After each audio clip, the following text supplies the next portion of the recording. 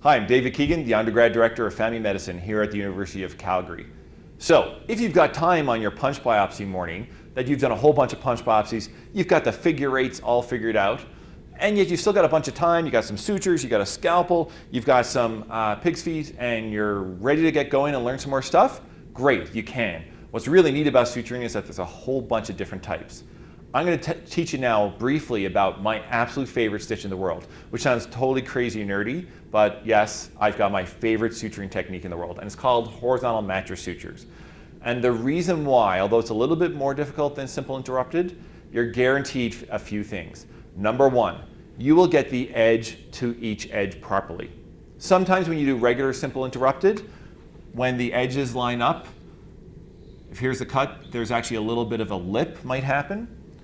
And just that the way the skin pulled together, particularly if you've got a slanted cut, when you've got a slanted cut and you sew that up with simple interrupted, what often happens is that it repairs, but it repairs like this. So you have your sutures pulling it together, but one edge has gone over the top of the other, kind of like the plates, you know, the continental plates of the earth kind of thing.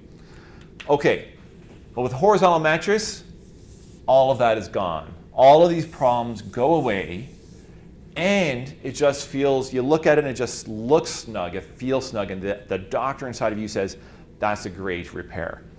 So here's what you do.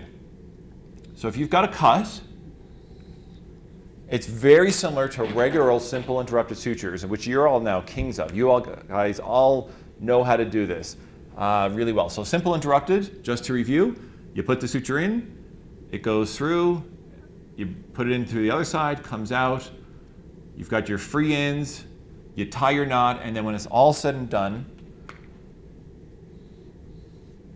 and of course you should have started in the middle, because I said you should always start in the middle. So this is still not quite the middle, but close enough. This is what it'll look like. Now, if you notice, it's only held together in one spot.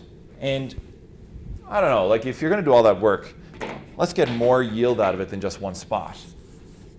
So,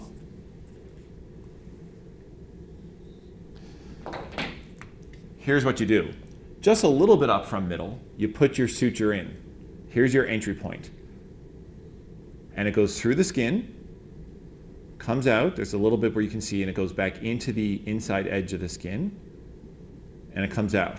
Now here's where things change. Then you just go down a little bit and do the same thing backwards. And now you have your two edges. Now this is totally cool. Then when you tie your knot and pull it together, here's what you're going to have.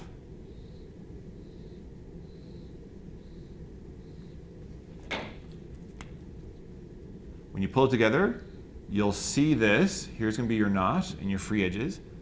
And under the skin, it'll be like this. So it's like a square. What's beautiful about this is you've locked a segment together, not just a point.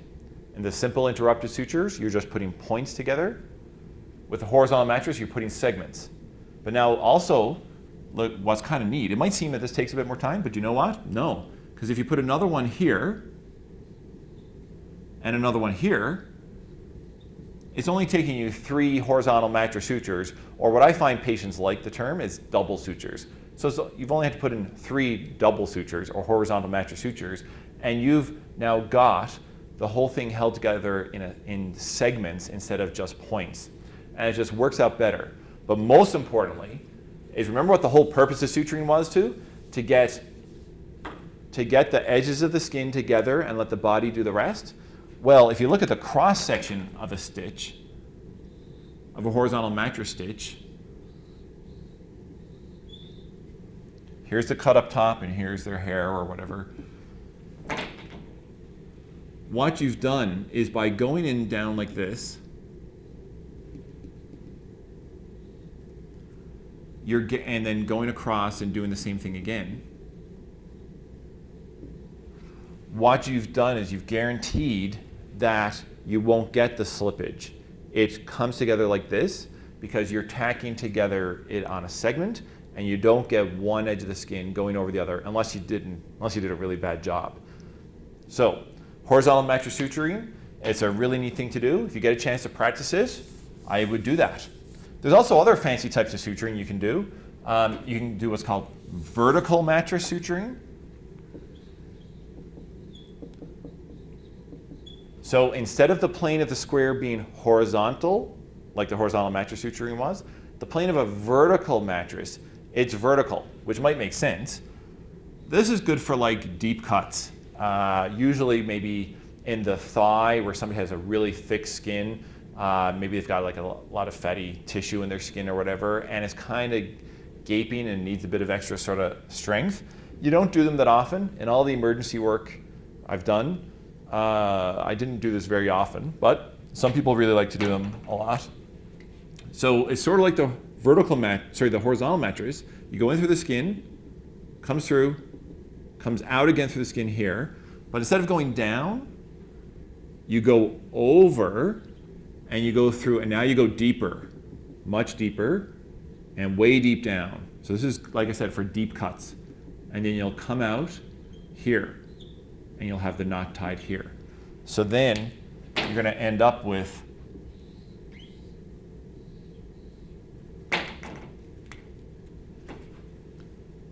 something like this. So if I ever have a patient come to me because they need their stitches taken out and they've got this, I know this must have been a really deep, deep, deep cut for them to have this. Okay, so that's another one. And the last one I'm going to show you is a running subcuticular suture. So running subcuticular. As you're probably guessing, there's a whole bunch of ways you can do suturing repairs, and that's the truth. There's a whole bunch of different ways. The horizontal mattress I found to be the most incredibly useful of all. Running subcuticular is not bad as well. It's sort of kind of fun to do because you only have one knot or one thread, one continuous piece of thread is doing everything. It's maybe for like very fine cuts on the face where you want things to line up really just perfectly exactly, perhaps. The one problem though, whenever you have any wound closure dependent upon just one string, it means if there's a problem with that one string and it snaps and breaks, the whole thing falls apart. So that's the problem with running subcuticular. But basically, you put the needle in here at the top, put it through the skin, and then you bring it out really close to the surface, just underneath. So if this is your cross section of the skin, it comes out just right here. And then you put it under the skin here, and then you go across and put it under the skin here, and you kind of zigzag along.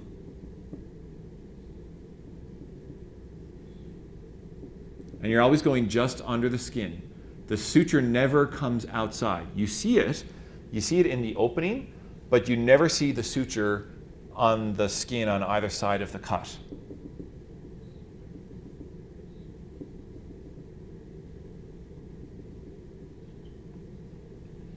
Then what you're left with, when you pull it all tight, and you gotta be a little bit gentle and nimble to get it right, but then you'll end up with, here's your cut, here's your free stitch here, your free stitch is coming out the other end, and just underneath, you'll know and I'll know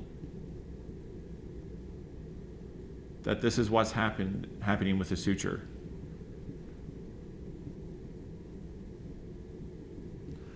And you just pull it tight, and it's basically a straight line, and the top edges are perfectly connected together. It's kind of neat. And then you sort of anchor it down, and there's different ways to anchor it down we won't get into. But it's neat to see how the stitch works. And you can even, if you want, do this a little and just see how easily, basically you've got the suture in a straight line. It's kind of neat. So those are some quick three different other ways to sew something up. I highly recommend the horizontal mattress suture in case you haven't figured that out by now. So if you have some spare time after your punch biopsy and figure 8 closure, have a go at it. Try out the horizontal mattress suture or the other ones and see how you do with it. So it'll be great to see you at Med Zero. We'll see you. Hope you have a great time. The Department of Family Medicine is thrilled that you're coming, and we'll see you then. Take care.